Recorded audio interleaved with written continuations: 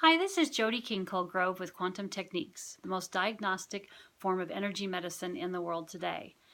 I work with people all over the world on the phone, helping them to figure out why they are having health issues and what they can do about it. Today I want to talk about Parkinson's.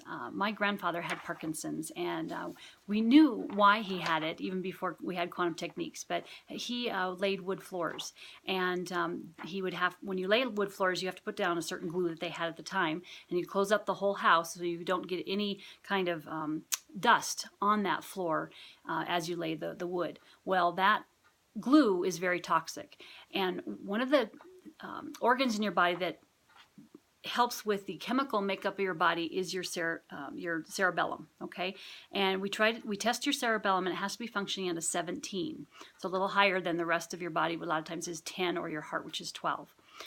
And so that if that chemical makeup in your body is not functioning well, or it's too high or too low, that's going to have a different number. And so we can test that and find out if there's something that's impacting your cerebellum. And so the things that that's what impacted his cerebellum, was all those chemicals, but there's other things that will make it weak, that will make it more susceptible to having a chemical imbalance. So the first one is low-fat diets. It's been a huge crave, kind of through the 80s and things like that, in the 90s, and we're really finding that that is just not the way that's best for your body to eat. Your brain needs fats in order to be able to function, but it's healthy fats, and so it's your omega 3s, and so it's important to eat the good fats that help your body function better. And so by eating a low-fat diet, you're not giving your body the diet and fats that it needs, and so we try to get those from good fats like coconut oils, avocados, and things like that. The other thing that affects the cerebellum is statin drugs, and that's kind of one of those things where sometimes doctors really push that because because of high hypertension and things like that. And we have a great way with quantum techniques to be able to deal with hypertension, to help your body be able to lower your numbers and not have the side effects from all those drugs. And that's one of the side effects, is it can impact the cerebellum. The other thing that impacts the cerebellum is toxins, like I mentioned, the wood floor and the glue.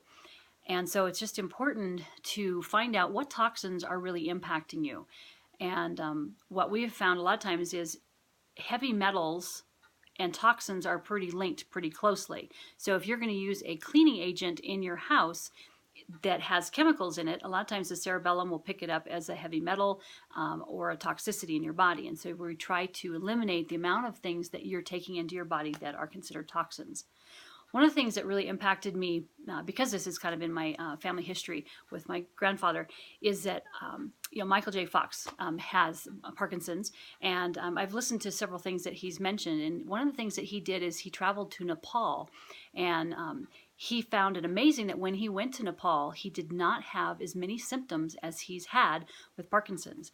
And of course, Nepal is very high in the mountains. They are a very clean society. And I was thinking in the back of my head, it's because he doesn't have any toxins. So I think it's really important to kind of be aware of how to keep our cerebellum as healthy as possible so that you can have good health and happiness. So visit quantumtechniques.com, and you can learn more about ways to keep yourself healthy.